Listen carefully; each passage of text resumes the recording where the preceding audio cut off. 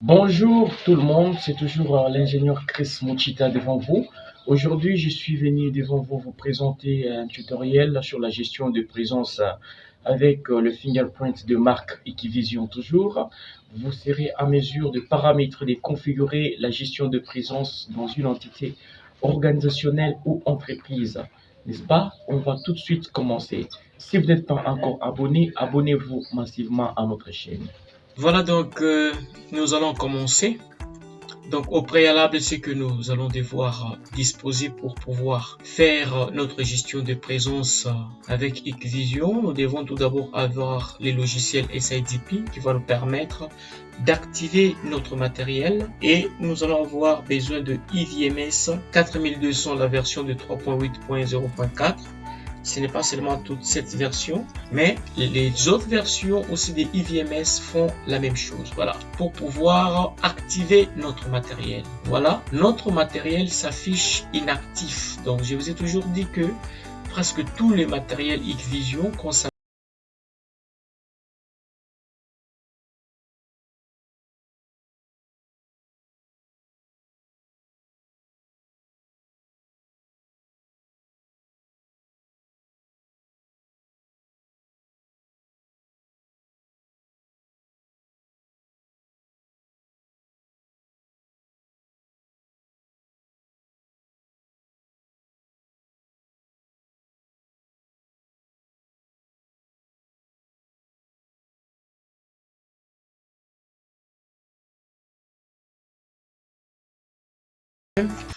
Voilà, donc nous allons commencer.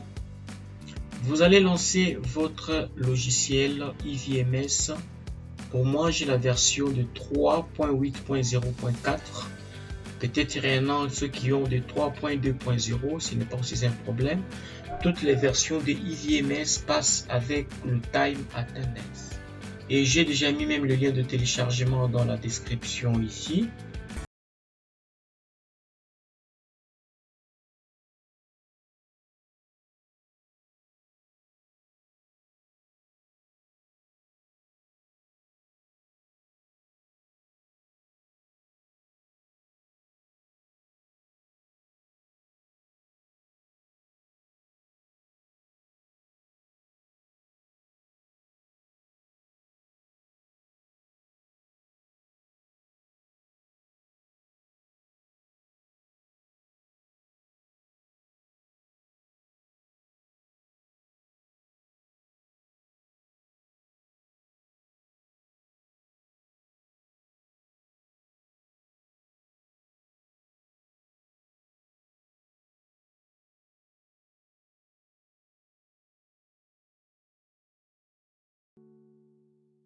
« 2022 », je clique sur Add, voilà. Donc notre équipement est là directement.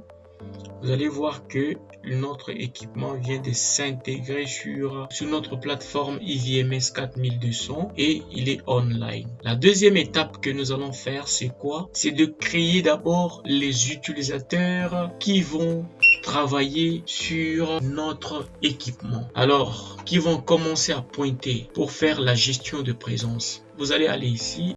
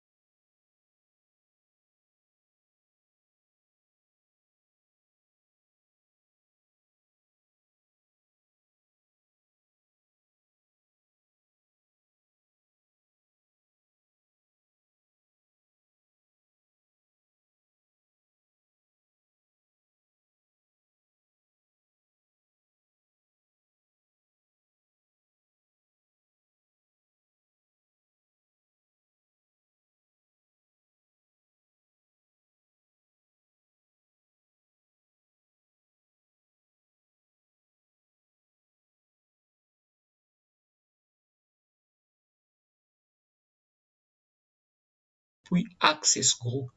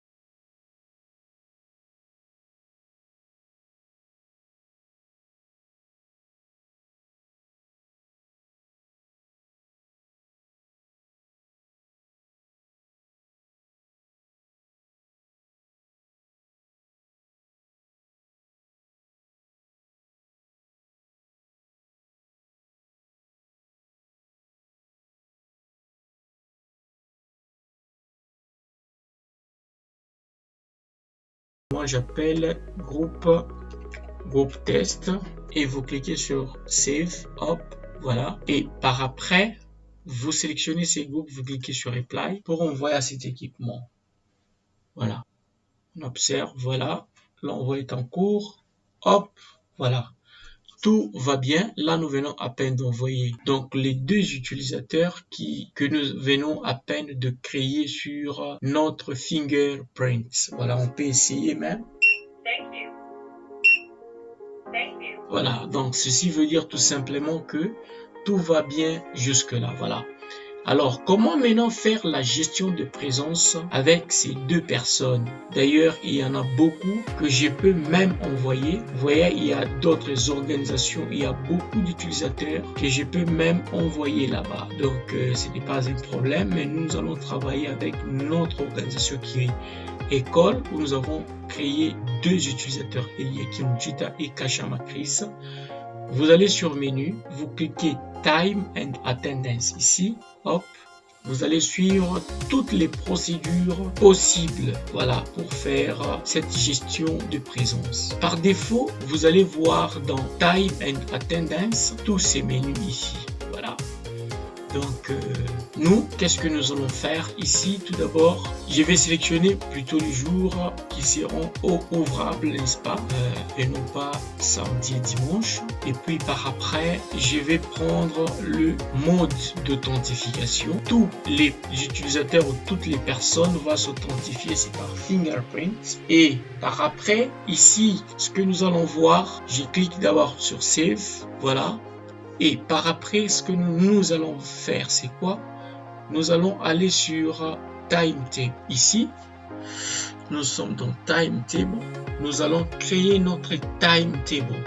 Le Timetable ici correspond à l'espace de travail. Donc, l'espace auquel vraiment votre entreprise travaille. Par exemple, de 8h à 17h30. Nous allons créer notre timetable par rapport à l'heure d'entrée et heure de sortie.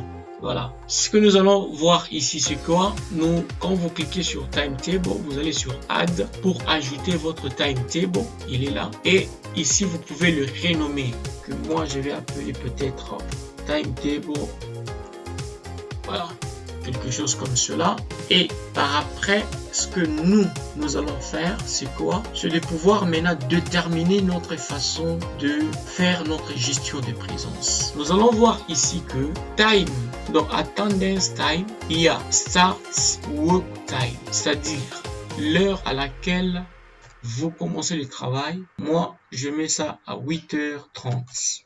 Donc ici, c'est le start work. Check-in, ça peut commencer, bien que le travail commence à 8h30, mais nous pouvons commencer déjà à faire le pointage à partir de 7h jusqu'à 9h15 par exemple. Et puis autre chose, notre travail finit à 17h30 et quelqu'un peut commencer à pointer à partir de 16h, 17h juste. Voilà. Et fin, n'est-ce pas? Fin de pointage jusqu'à 19h30. Hop, voilà, c'est comme cela. Et nous pouvons laisser les 10 minutes un peu de tolérance comme petit retard. Voilà, et ça, on peut aussi laisser comme cela. Vous cliquez sur Save. Votre timetable vient d'être sauvegardé. Voilà. Ce que nous allons faire encore, c'est de créer maintenant le Shift. Ici, vous cliquez ici sur Shift. Ici, nous pouvons vraiment déterminer notre Shift. Vous cliquez encore sur Add. OK. Nous renommons ça comme étant Shift jour. Voilà, Shift jour. Et puis, nos calculs vont se passer par semaine, n'est-ce pas? Ce qui veut dire que nous allons travailler sous format de semaine. Donc, de lundi au dimanche.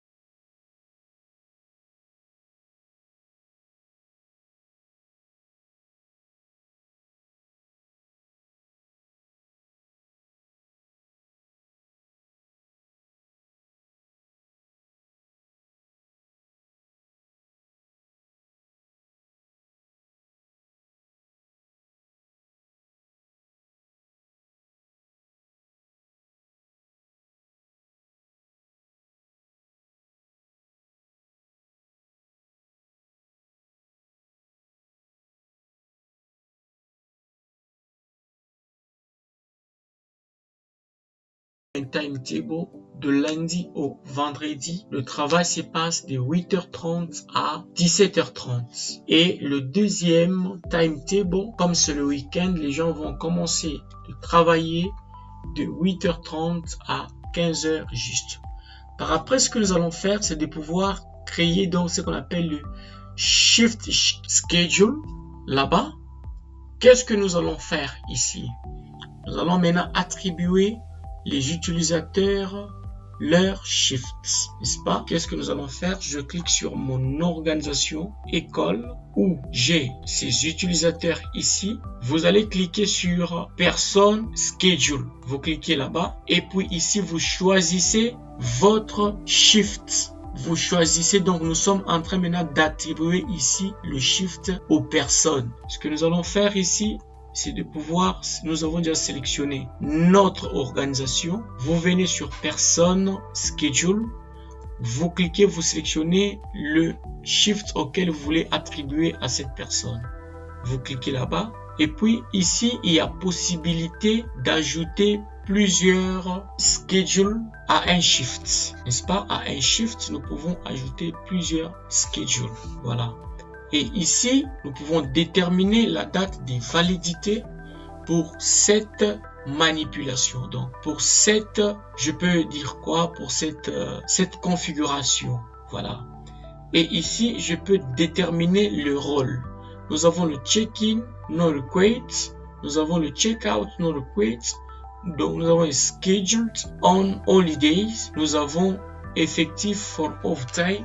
Donc, nous pouvons déterminer le rôle de notre schedule person. Voilà. Donc, ce que nous allons faire ici, c'est le check-in. Par exemple, nous allons prendre aussi schedule holidays. Et puis je clique sur Save. Ok. Qu'est-ce que nous allons constater? Ici, c'est le mois de septembre. Comme vous pouvez le voir, n'est-ce pas? C'est le mois de septembre. Et aujourd'hui, c'est le 22. Nous avons commencé cette configuration aujourd'hui. Et vous voyez que, pour tous les mois que nous avons configurés par rapport à cet espace de validité. Voilà. Et après, ce qui nous intéresse maintenant ici, après avoir créé votre timetable, votre shift schedule, vous devez aller ici sur attendance statistique pour commencer à faire de rapport. Vous cliquez dessus, vous allez sur attendance recorder, vous voyez là-bas. Nous pouvons ici extraire. Nous pouvons voir le trafic de gestion, donc le trafic de présence qui s'était passé sur notre matériel de gestion de présence. Ici, nous pouvons déterminer la date de début et là-bas, nous pouvons déterminer la date de fin. Je peux me dire que non, j'aimerais voir les événements de présence qui s'étaient passés de telle date à telle date. Ici, vous pouvez spécifier quelle organisation dont vous voulez voir les événements de présence. Vous pouvez sélectionner école pour notre cas.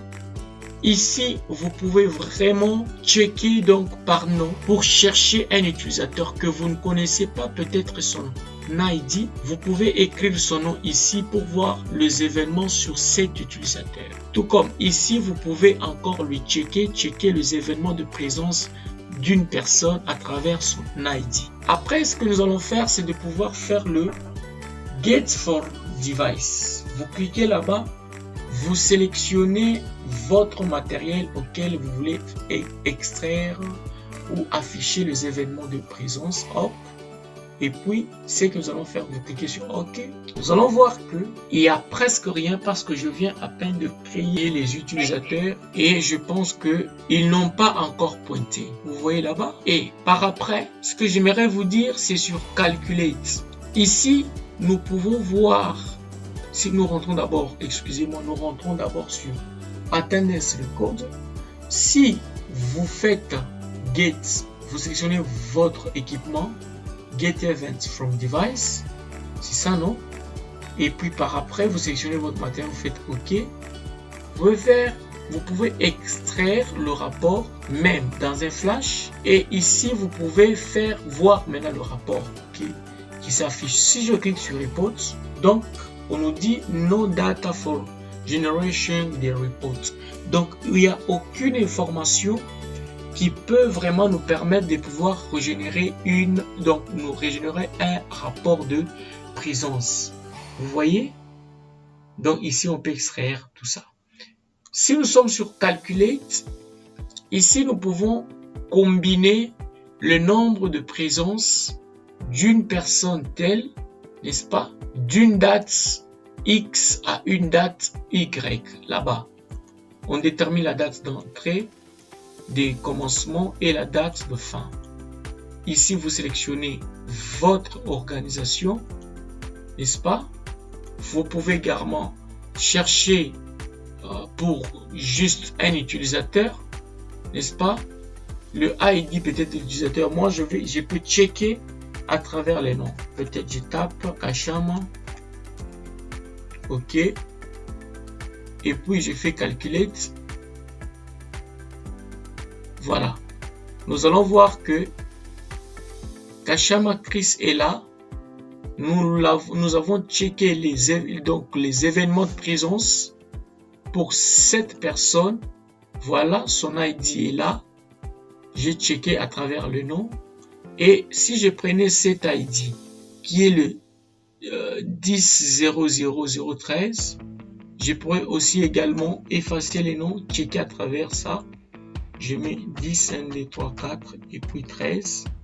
Si je faisais calculer, vous voyez que on m'affiche. Donc nous pouvons connaître les événements de présence d'une personne à travers son nom, à travers son ID. Et si je clique sur Reports,